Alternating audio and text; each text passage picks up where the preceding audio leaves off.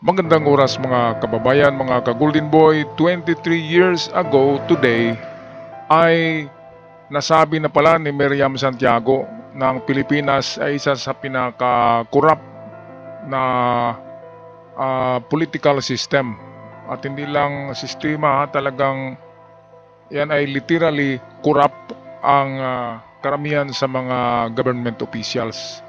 Kaya dito sa video ito atin balikan 2004 nang sinabi niya ito ni Miriam Santiago ang mga katagang napaka-corrupt na mga opisyal sa Pilipinas. Kaya nakikita niya pala in advance. Hindi lang advance kasi 2004 nakikita niya ay meron na palang mga napakaraming buwaya sa ating gobyerno na hindi napapansin ng ating mga officials. At ito ang video courtesy sa atin ng Sa Iyong Araw. The land of our birth, the cradle of our hopes and our dreams. We find it intolerable and immoral that of 62 million Filipinos, 2/3 are living at the poverty line. We find it unacceptable that despite our great wealth in natural resources, despite our gifts in human resources, our country today bears the honors of a negative reputation as one of the most corrupt governments in Southeast Asia. Why is this country so poor? Why is life so hard? The reason is plain and simple. And that reason is because politics in this country is so corrupt. 23 years ago, nakita na ni Miriam Defensor Santiago ang matinding problema sa korupsyon. Tila isang propesiya at nakakagulat ang kanyang mga revelasyon. Bagong baha, pero hindi lang tubig kundi pera. Ngayon, headline ang korupsyon sa flood control projects. Halos 545 bilyong piso ang inilaan The total para cost of all iligtas of the tayo projects sa since baha. July 2022 until today is 545 billion pesos. Pero ayon sa investigasyon, hanggang 70% ng pondo ang nawawala sa katiwalian.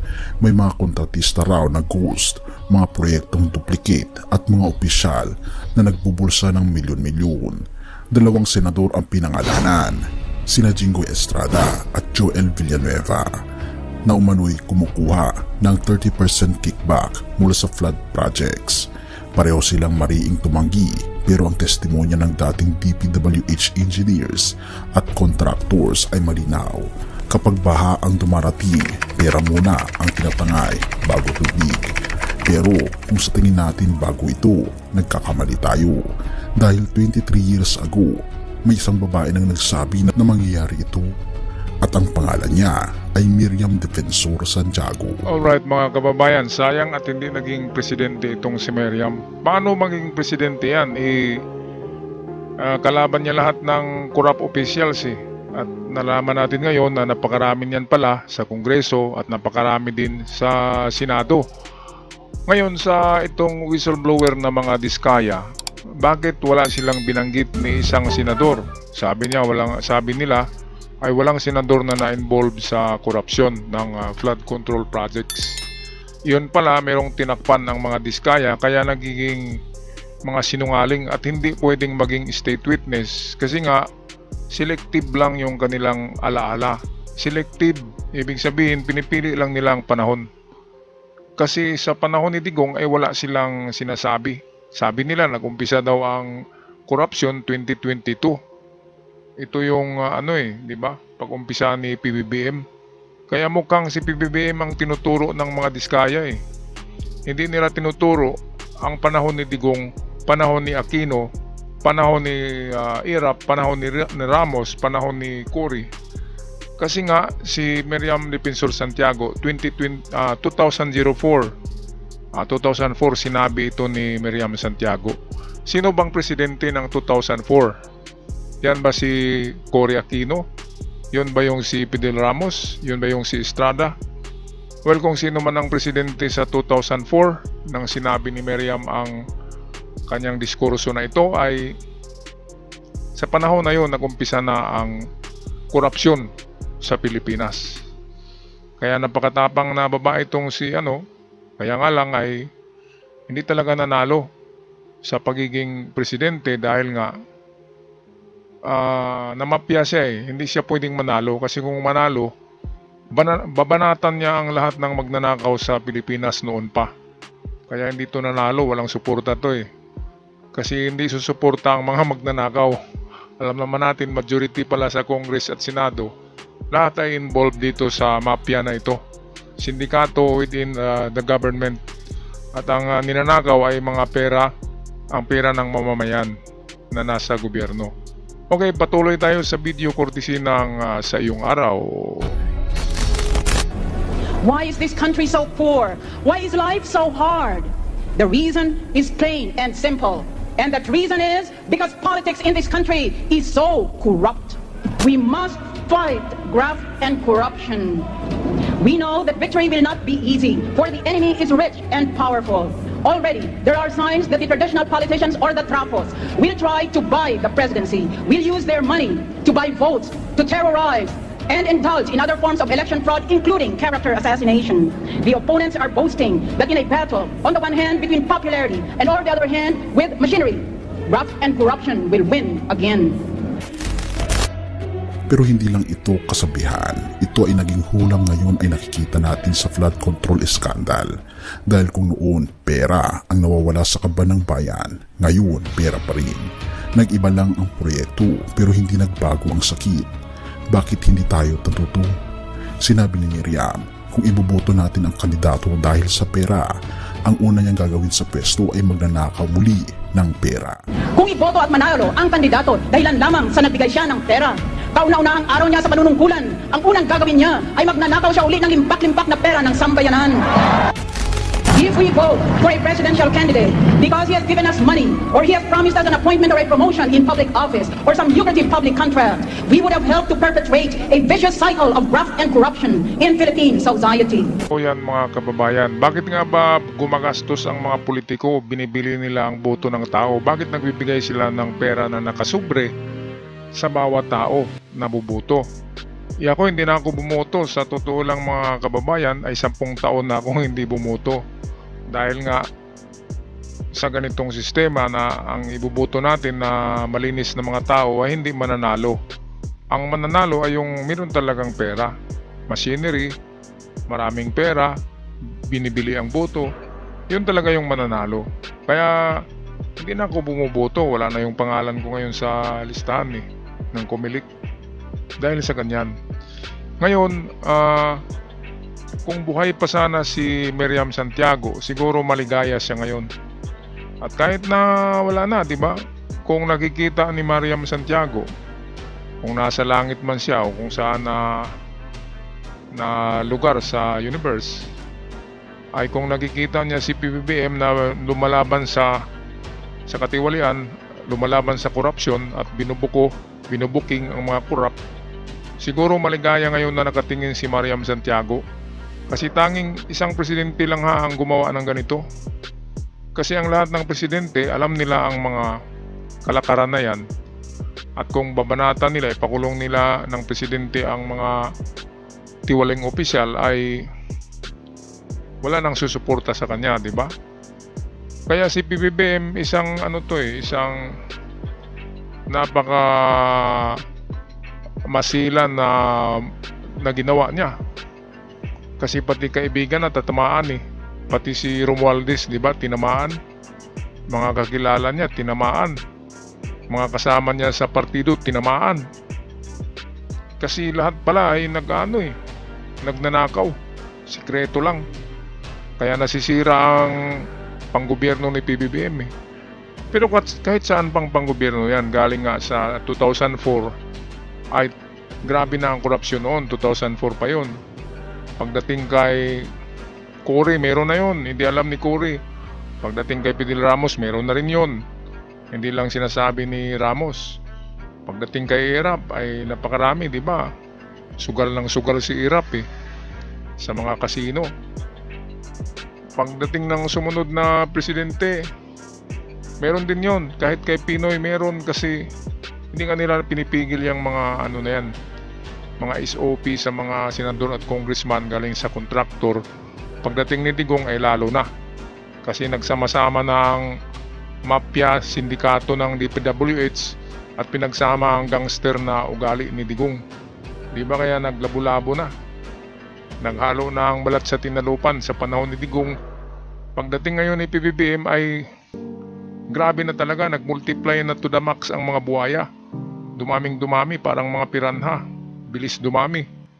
Kaya ngayon, cleansing of the government ni PBBM, napakahirap, pero sa mga tamang ginagawa ay baka makulong itong mga o maparusahan itong mga magnanakaw talaga. Kasi paano ang Pilipinas aasinso kung ninanakaw lang ang ating pera?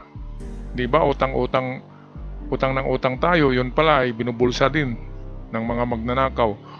Ang maganda, gagawa ang Kongreso at Senado ng mga batas na life sentence sa mga congressman at senador. Kaya pala hindi napasa yung hindi pumasa yung bill na yan, na death sentence sa mga opisyal ng gobyerno na nagnakaw.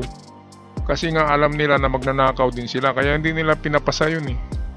Meron nang gumawa ng bill na yan pero hindi pumasa. Paano papasa? Yung nag-screen, mga magnanakaw din pala eh. Kaya ito sa pangalawang video clip ay makikita natin na kahit si Manoy, Eddie Garcia, si Manoy, ay binanatan din pala ni Eddie Garcia noon sa kanyang mga pelikula itong mga magnanakaw. Sa pelikula lang, pero at least binanatan niya. Kasi siya nga yung direktor ng pelikula eh, Eddie Garcia. Kaya dito mapakinggan natin ang banat ni Eddie Garcia sa mga magnanakaw na mga kontraktor. Yung mga kontraktor, binanatan niya dito eh, ni Eddie Garcia, dahil nga sa paggamit ng substandard na mga materyales sa construction para magkaroon ng malaking kita o kickbacks. Malaking kickbacks kasi substandard. Ngayon, sa panahon ni Eddie Garcia, hindi pa uso yung ghost project. Yun wala talagang ginawa at binulsa lang ng buo-buo 100% ang budget. Binulsa ng mga buhaya. Okay, kaya ito, panoorin natin Eddie Garcia sa kanyang sinabi noon. Ang bakal na ginamit, imbes na maging ganito, ay naging ganito. Kaya madaling gumuho. At sa semento naman, sa isang sako, ay isang truck na buhangin ang nihalo. At sino nagpapasan? Ang mga may hirap na sinasabi ninyo. Eddie Garcia, inilantad ang blueprint ng sabuatan sa DPWH. Tila isang propesiya ang isang video clip na ito na nag-viral sa isang pelikula ni Eddie Garcia. Halika, atin itong pag-usapan mga kaibigan. Kung mayroong propesiya sa pelikula, ito na yata yun. Una, isipin mo ito, isang matandang pelikula ni Eddie Garcia, tila simpleng eksena ng politika, ngunit bawat linya parang may babala. Halika, panoorin natin ang buong video clip. Alam ba ninyo kung anong klaseng project ang pinagbibilingan natin? Alam namin, isang pampublikong ospital na nagkakahalaga ng 300 milyong piso. Ospital na walang pera, mahihirap. May hirap nga, pero patuloy pa rin nagbabayad ng buwis para pasweldohin ang mga tao ng gobyerno. Maging ito'y buhaya, pating, linta o lawing mapanila. May laman yata yung sinasabi mo, Mr. Orbos. Ang ibig kong sabihin ay marami ng building dyan ang gumuho. Marami ng tulay nang dahil lamang sa kunting lahar ng sumabog ang pinatubo ay natanga. Sabi ng isa sa mga karakter, maraming gusali ang bumagsak, maraming tulay ang nasira. Alam mo ba kung bakit? Nakakakilabot pero hindi pa doon nagtatapos. Ang linya na hindi mo malilimutan. Ang bakal na ginamit, imbes na maging ganito, ay naging ganito. Alright, mga kababayan. So balikan natin yung sinabi niya na isang sakong semento ay hahaluan ng isang truck na buhangin. Grabe naman, no? Ito, pakinggan nga natin ulit. Sabi ninyo. Eddie Garcia, inilantad ang blueprint ng sabuatan sa DPWH. Tila isang propesiya ang isang video clip na ito na nag-viral sa isang pelikula ni Eddie Garcia. Halika, atin itong pag-usapan mga kaibigan. Kung mayroong propesiya sa pelikula, ito na yata yun. Una, isipin mo ito, isang matandang pelikula ni Eddie Garcia, tila simpleng eksena ng politika, ngunit bawat linya parang may babala. Halika, panoorin natin ang buong video clip. Alam ba ninyo kung anong klaseng project ang pinagbibidingan natin? Alam namin, isang pampublikong ospital na nagkakahalaga ng 300 milyong piso. Ospital na walang pera mahihirap. May hirap nga, pero patuloy pa rin nagbabayad ng buwis para pasweldohin ng mga tao ng gobyerno. Maging ito'y buhaya, pating, linta o lawing mapanila. May laman yata yung sinasabi mo, Mr. Orbos. Ang ibig kong sabihin ay marami ng building dyan ang gumuho, marami ng tulay, nang dahil lamang sa kunting lahan ng sumabog ang pinatubo, ay natanga. Sabi ng Ayun, so, ayan, nabanggit na ni Eddie Garcia diyan ang tinatawag na mga buhaya. Grabe. Noon ay, yung binanggit niya, ang dami-dami, may lawin pa, may, balikan na natin yung sinabi niya na isang sakong semento ay hahaluan ng isang truck na buhangin. Parang tama, di ba? Parang sakto yung sinabi niya. Dahil nga yung mga masa ngayon, di ba? Kahit malakas lang na ulan ay sira na eh.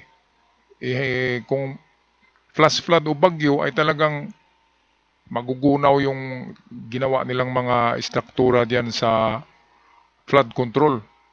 Kaya ito, sarap pakinggan ni Eddie Garcia pag bumanat eh.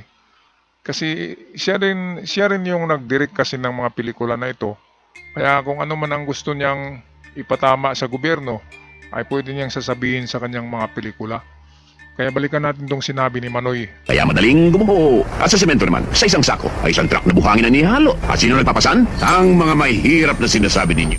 Ayan, so, ayun. Ang mga mahihirap ang nagpapasan. Tayo yan, mga mamamayan, ang nagpapasan ng bigat kasi tayo ang nagbabayad niyan eh. Pera natin yan.